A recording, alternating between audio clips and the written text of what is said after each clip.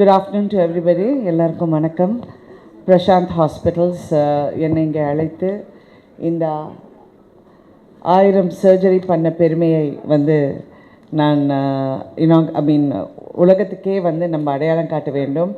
அவங்க ஒரு புது மெஷின், ரொபாட்டிக் சர்ஜரி பண்ணுற மெஷின் இன்னைக்கு இனாக்ரேட் பண்ண டாக்டர் மயில்வானந்தோ. அவர் வந்து ஒரு ஃபேமிலி ஃப்ரெண்ட் எங்களுக்கு. He is very close to my husband, Mr. Sharad Kumar. நாங்கள் நிறைய வாட்டி அவர் வீட்டுக்கு போயிருக்கோம். I think you also come home a long time back. Thank you so much.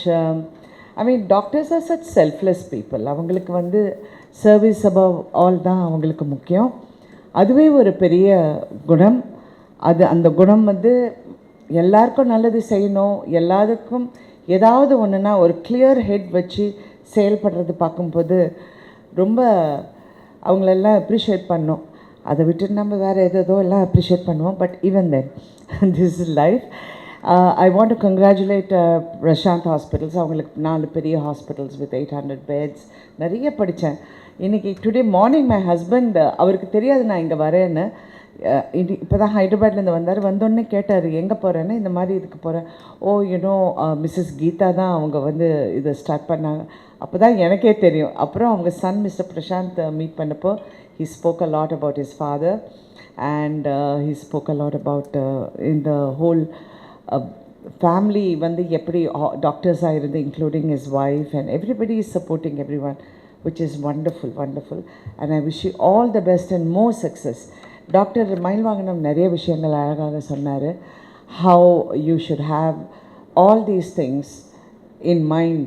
இந்த மாதிரி நம்ம வளர்ச்சியை நோக்கி பயணிக்கும் போது அந்த வளர்ச்சிக்கு என்ன தேவையோ, அந்த வளர்ச்சிக்கு என்னென்னலாம் நம்ம செஞ்சு செயல்படணுமோ, இதெல்லாம் இப்படியெல்லாம் இருக்க வேண்டும் என்று அவ்வளோ ஒரு சீனியர் டாக்டர் சொல்லியிருக்காரு.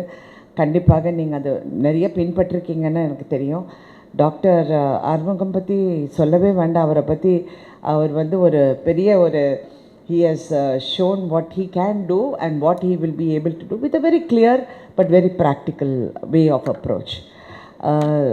I think இதில் ஒரே ஒரு விஷயம் நான் சொல்ல கடமைப்பட்டிருக்கேன்.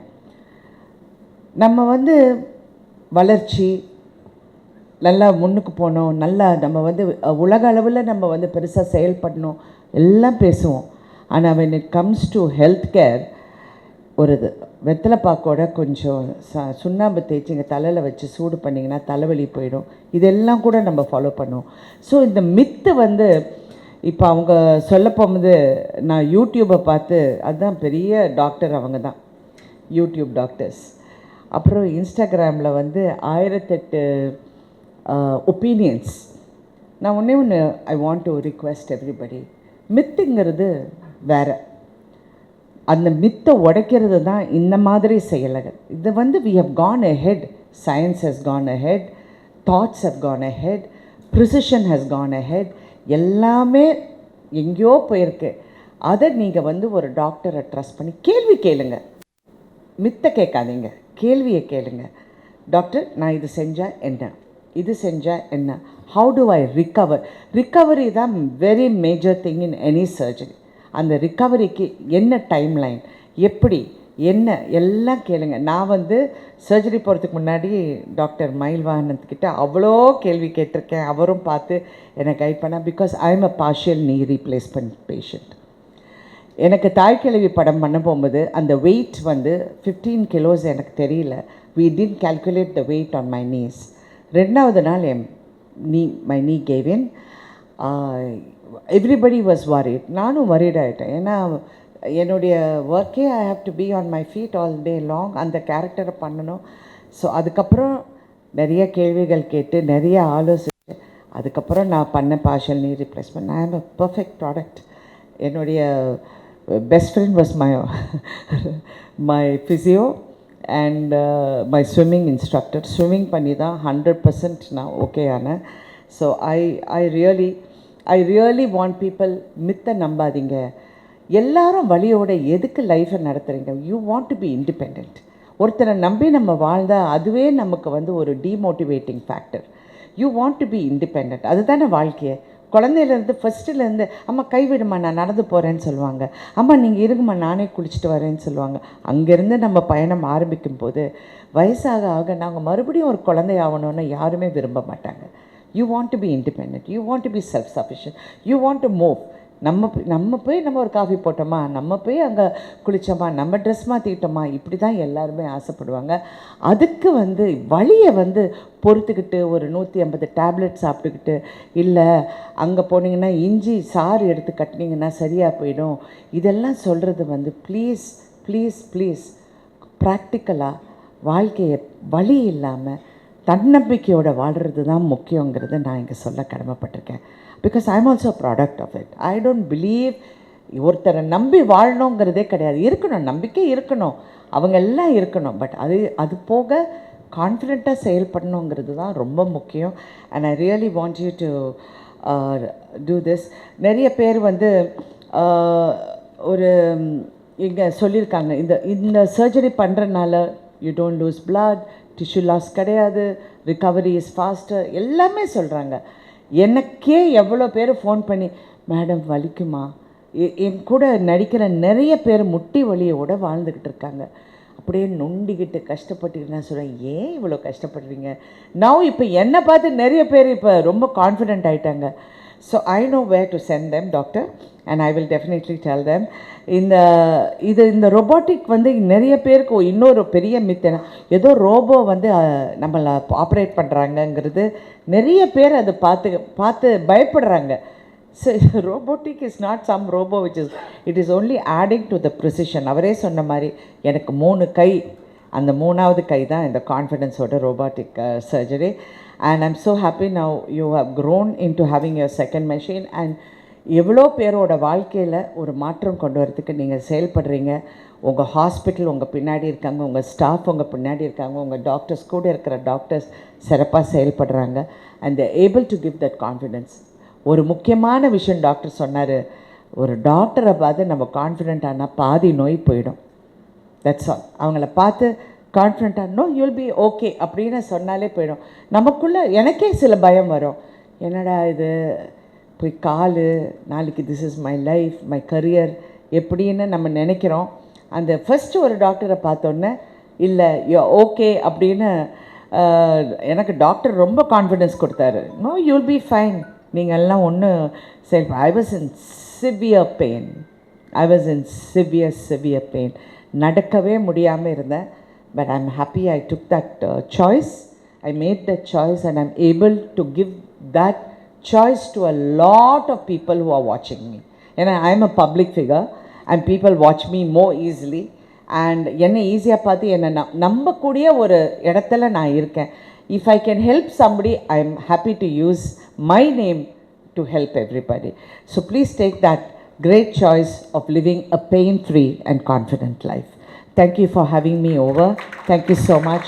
And I hope this good work continues for a very long time. Like Dr. Prashant was saying, we all here in the family together, we are trying to build it up into a bigger enterprise, and they're going to open a new one in Navalur. I wish you all the best. I wish your family all the best. I wish all the doctors and I wish all the patients a fantastic pain-free life. Thank you. இது முதல்ல ஆரம்பிச்சப்போ பேஷண்ட்ஸ்க்கு நல்ல relief and அவங்களோட ரெக்கவரிலாம் ரொம்ப நல்லா இருந்துச்சு. அதுலேயே இப்போ நிறைய சேஞ்சஸ் கொண்டு இன்னும் லேட்டஸ்ட் அட்வான்ஸ் டெக்னாலஜிலாம் யூஸ் பண்ணி இந்த ரோபோட் தான் 4th generation ரோபோட், இருக்கிறதுலையே மோஸ்ட் அட்வான்ஸ்டு ரோபோட். ஸோ இதை வச்சு ஆப்ரேட் பண்ணி ஆயிரக்கணக்கான பேஷண்ட்ஸ் இப்போ நல்லா நடந்துட்டு அவங்க வாழ்க்கையை நல்லா இன்பமாக வாழ்ந்துட்டு இருக்காங்க. அதில் சில எக்ஸாம்பிள்ஸ் தான் நீங்கள் இப்போ கொஞ்சம் நேரத்துக்கு முன்னாடி பார்த்தீங்க. அண்டு இது டிப் ஆஃப் தி ஐஸ்பர்க். இது மாதிரி நிறைய பேர் இந்த மூட்டு வலியில் கஷ்டப்பட்டுட்டு தவிச்சிட்டு அவங்களோட டே டு டே லைஃப் வாழ முடியாமல், வீட்டை விட்டு வெளியில் போக முடியாமல் வீட்லேயே இருக்காங்க. ஸோ அவங்களுக்கெல்லாம் நம்ம சொல்ல வேண்டியது என்னன்னா, இது மாதிரி டெக்னாலஜி வந்திருக்கு, ஆப்ரேஷன் பண்ணுறது ரொம்ப சுலபமாகிடுச்சு, ரெக்கவரி ரொம்ப கம்ஃபர்டபுளாக இருக்குது. இப்போ நீங்கள் ஒரு பேஷண்ட் பார்த்தீங்க, ஆப்ரேஷன் பண்ணி 20 நாள் தான் ஆச்சு, 2 முட்டியும் மாற்றியாச்சு அவருக்கு ரோபோட்டிக் சிகிச்சையில். அவர் எப்படி நடக்கிறாரு, எவ்வளோ கம்ஃபர்டபுளாக இருக்காருன்னு பார்த்தீங்க. அது மாதிரி தான் எல்லாருக்குமே இருக்கும், கம்ஃபர்டபுளாக நடப்பாங்க, வலி ரொம்ப கம்மியாக இருக்கும், பிளட் லாஸ் கம்மி, அவ்வளோ துல்லியமாக இந்த ஆப்ரேஷனை பண்ணலாம். அண்ட் இந்த ஆப்ரேஷனை வந்து அவங்க கால் எவ்வளோ தூரம் வளைவு இருக்கோ எக்ஸாக்ட்லி, அதாவது அவங்களுக்கு மூட்டு தேய்மானம் ஆரம்பிக்கிறதுக்கு முன்னாடி அவங்க கால் எப்படி இருந்ததோ ஆப்ரேஷன் பண்ணிவிட்டு அதே மாதிரி அவங்க மூட்டு தேய்மானம் ஆகிறதுக்கு அப்புறமும் அதே மாதிரி அலைன்மெண்ட் கொடுக்கறது தான் பேஷண்ட் ஸ்பெசிஃபிக் அலைன்மெண்ட். அதை இந்த ரோபோட்டிக் ஆப்ரேஷன் வழியாக தான் பண்ண முடியும். அது இல்லாமல் எங்களால் அந்த பேஷண்ட் ஸ்பெசிஃபிக் அலைன்மெண்ட் பண்ணவே முடியாது. ஸோ இந்த ரோபோட் வச்சு பண்ணுறதுனால அவங்க ரெக்கவரி ரொம்ப கம்ஃபர்டபுளாக இருக்குது, ஃபாஸ்ட்டாக இருக்குது. அண்ட் இதனால் பயனடைந்தவங்க ஆயிரக்கணக்கான பேஷண்ட்ஸ் இதே தான் உங்களுக்கு சொல்லுவாங்க. Any questions or questions? ஏம்மா எல்லோரும் பண்ணிக்கலாமேம்மா. இது வந்து சில பேர் தான் இல்லை, யார் வேணால் வந்து பண்ணிக்கலாம். இது இன்ஃபேக்ட் வயசு ரொம்ப கம்மியாக இருக்கவங்களுக்கு இது ரொம்ப நல்லது. ஏன்னா நான் அலைன்மெண்ட் அவ்வளோ பர்ஃபெக்டாக இருக்கிறதுனால இது குறைஞ்சது 25லேருந்து 30 வருஷம் வரைக்கும் வரும். ஸோ முன்னாடி நாங்கள் கன்வென்ஷனலாக பண்ணிக்கிட்டு இருக்கும்போது அது ஒரு 10-15 வருஷம் தான் வந்துட்டு இருந்தது. இப்போது அதோட லாங்கிவிட்டி ஜாஸ்தி இருக்கிறதுனால வயசு ரொம்ப கம்மியாக இருக்கவங்களுக்கு மூட்டு தேய்மானம் இருந்துச்சுன்னா 40-45 வயசில் இருக்கவங்களுக்கெல்லாம் கூட நான் அந்த ரோபோட்டிக் சிகிச்சை பண்ணிக்கிட்டு இருக்கேன். அண்ட் வயதானவர்களுக்கும் பண்ணுறது பெட்டர். ஏன்னா அவங்களுக்கு பிளட் லாஸ் கம்மியாக இருக்கும், வலி கம்மியாக இருக்கும், ரெக்கவரி ஃபாஸ்டராக இருக்கிறதுனால அவங்களும் இது தாராளமாக பண்ணலாம். சாரி,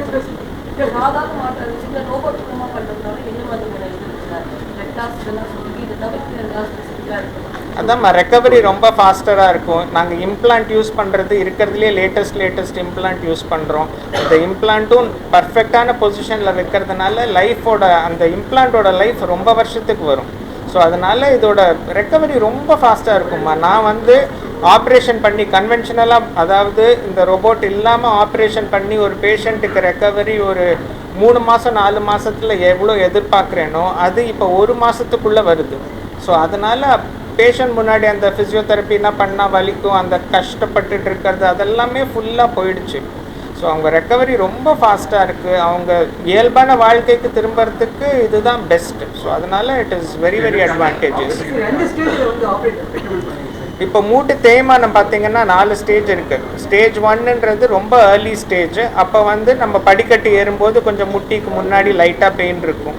ஸ்டேஜ் 2 இன்னும் கொஞ்சம் ஜாஸ்தி, அதாவது நம்ம ஒரு படிக்கு இப்போ ஸ்டேஜ் 1ல் வந்து அவங்க 4-5 ஃப்ளோர் ஏறுவாங்க. ஆனால் கடைசியில் ஏறி முடித்ததுக்கப்புறம் முட்டி வலி லைட்டாக ஆன்டீரியர் தை பெயின்னு சொல்லுவோம், அது மட்டும் வரும். ஸ்டேஜ் 2ல் அவங்க நடக்கிற டிஸ்டன்ஸ் 4 கிலோமீட்டர் 5 கிலோமீட்டர் இருந்துச்சுன்னா அந்த 5 கிலோமீட்டருக்கு அப்புறம் வலி ரொம்ப இருக்கும். ஸ்டேஜ் 3ல் வலியோடு சேர்ந்து வீக்கமும் இருக்கும், எலும்பு மேலே எலும்பு ரொம்ப உராய ஆரம்பிச்சிரும். அவங்க கால் பார்த்திங்கன்னா வீங்கி இருக்கும். அண்ட் கொஞ்சம் தூரம் நடந்தாலே அவங்களுக்கு கஷ்டமாக இருக்கும். அவங்களோட நடக்கிற டிஸ்டன்ஸ் பார்த்திங்கன்னா 1/2 கிலோமீட்டர், மேக்ஸிமம் 1 கிலோமீட்டர் தான் ஒரு நாளைக்கு நடக்க முடியும், அதுக்கு மேலே முடியாது.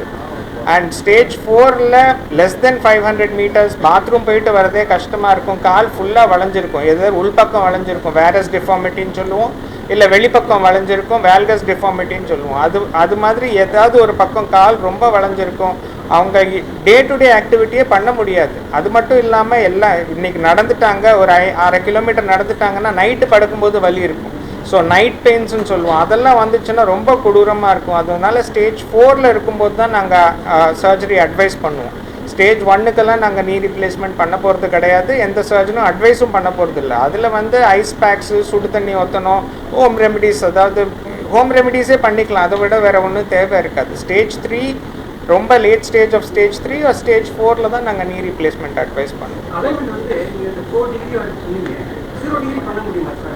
என்ன வேணால் பண்ணலாம், -3லேருந்து 8 டிகிரிஸ். அவர் பேஷண்ட்டோட கால் எப்படி இருக்கோ ஆப்ரேஷனுக்கு முன்னாடி, அதாவது அவங்க தேய்மானம் ஆரம்பிக்கிறதுக்கு முன்னாடி. நான் தான் சொல்கிறேன், 25-30 டிகிரி வரைக்கும் டிஃபார்மிட்டி இருக்கவங்களுக்கெல்லாம் நான் நேராக ஆக்குறேன் காலை. ஸோ 4 டிகிரிஸ்ன்றது ஒன்றுமே இல்லை, எங்களுக்கு 4 டிகிரிஸில் வரவே மாட்டாங்க. ஸோ எனக்கு பார்த்திங்கன்னா மினிமம் பார்த்திங்கன்னா ஒரு 10லேருந்து 12 டிகிரி வளைவு இருக்கும். அந்த பேஷண்ட்டு தான் ஆப்ரேஷனுக்கே வருவாங்க. அவங்களுக்கு ஒரு 2 டிகிரிஸோ 3 டிகிரிஸோ அவங்க கால் நேச்சுரலாக எப்படி இருக்கோ அந்த வளைவு கொடுத்து நான் நேராக்குவேன். 0 ஆக்க மாட்டேன் எல்லாருக்கும், ஏன்னா எல்லாருக்கும் 0 இருக்காது. 20% தான் 0 இருக்கும். அந்த 20% அவங்களுக்கு 0 தான் வைப்பேன். பட் எல்லாருக்குமே 10லேருந்து 0 போக மாட்டேன். அது முன்னாடி பண்ணிக்கிட்டு இருந்தது, அதுதான் தவறுன்னு சொல்லிட்டு இப்போ நாங்கள் சேஞ்ச் பண்ணி பேஷண்ட் ஸ்பெசிஃபிக் அலைன்மெண்ட் பண்ணிகிட்டு இருக்கிறோம். அது பேஷண்ட்டோட ஃபிசிக்கல் ஃபிட்னஸ் பொறுத்து தான். இப்போ வந்து எனக்கு 89 90ல் ஒரு பேஷண்ட் வந்து 2 முட்டியும் மாற்றிட்டு போனாங்க. 95 வயசில் ஒருத்தர் வந்து நான் 120 வயசு வரைக்கும் இருக்க போகிறேன், எனக்கு இப்போ மாற்றுங்கன்னு சொல்லி 95 வயசில் மாற்றிட்டு போயிருக்காங்க. 27 வயசில் ஒரு சின்ன பையன் ருமட்டாய்டு ஆர்த்ரைட்டிஸ், அவனுக்கு 2 முட்டியும் மாற்றிருக்கேன். ஸோ எனக்கு 27 வயசுலேருந்து 97 வயசு வரைக்கும் நான் எல்லாருக்குமே மூட்டு மாற்று ஆப்ரேஷன் பண்ணியிருக்கேன். யாருக்கு எவ்வளோ தூரம் தேய்மானம் இருக்குது, அவங்க எவ்வளோ கஷ்டப்படுறாங்க, அவங்களுக்கு ஆப்ரேஷன்னால் பெனிஃபிட் ஆகும், அவங்களுக்கு வலி கம்மியாகும், அவங்களால நல்லா நடக்க முடியும்னா கண்டிப்பாக பண்ணும். இன்சூரன்ஸ் கிளைம் பண்ண முடியும். கண்டிப்பாக இன்சூரன்ஸ் அவங்களுக்கு இருந்துச்சுன்னா கண்டிப்பாக கிளைம் ஆகும். அதுக்கு ஒரு லாக்இன் பீரியட் மட்டும் இருக்குது. இன்றைக்கி இன்சூரன்ஸ் போட்டு நாளைக்கு நீ ரீப்ளேஸ்மெண்ட் பண்ண முடியாது. ஒரு 2 இயர்ஸோ என்னமோ அது உங்களோட இன்சூரன்ஸ் கம்பெனிஸில் தான் பேசணும். அதுபடி இது பண்ணிவிட்டு கண்டிப்பாக இன்சூரன்ஸ் பண்ணலாம். நிறைய பேர் 80-90% of the patients whom we operate are all having insurance.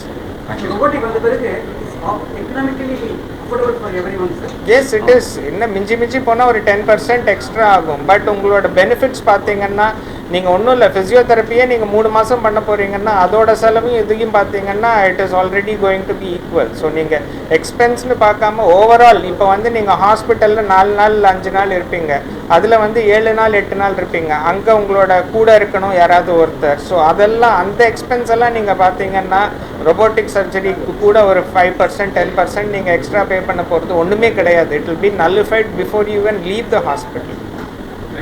இன்னொரு முக்கியமான விஷயம் என்னென்னு பார்த்தீங்கன்னா, சவுத் இந்தியாவில் sir is the first surgeon to complete 1000 robotic knee replacements. இது வந்துட்டு சார் வந்துட்டு மென்ஷன் பண்ணலை, பட் இது வந்துட்டு it's very very important point. ஏன்னா இந்த level of trust and volume பார்த்தீங்கன்னா sir has generated through so many surgeries and the advantages of the surgery. இது வந்து இதெல்லாமே யூ சீன், நீங்கள் பேஷண்ட்ஸ் எல்லாருமே பார்த்தீங்க, ஃப்ரீயாக நடந்தாங்க, ஃப்ரீயாக இருக்காங்க, பெயின் ஃப்ரீயாக இருக்காங்க. ஸோ இதுதான் வந்துட்டு we want to propagate to everybody. எல்லாருக்கும் அது கொண்டு போய் சேர்க்கணும் தான் இன்றைக்கி வந்துட்டு ஈவெண்ட்டோட agenda. So thank you all for coming and being part of this event.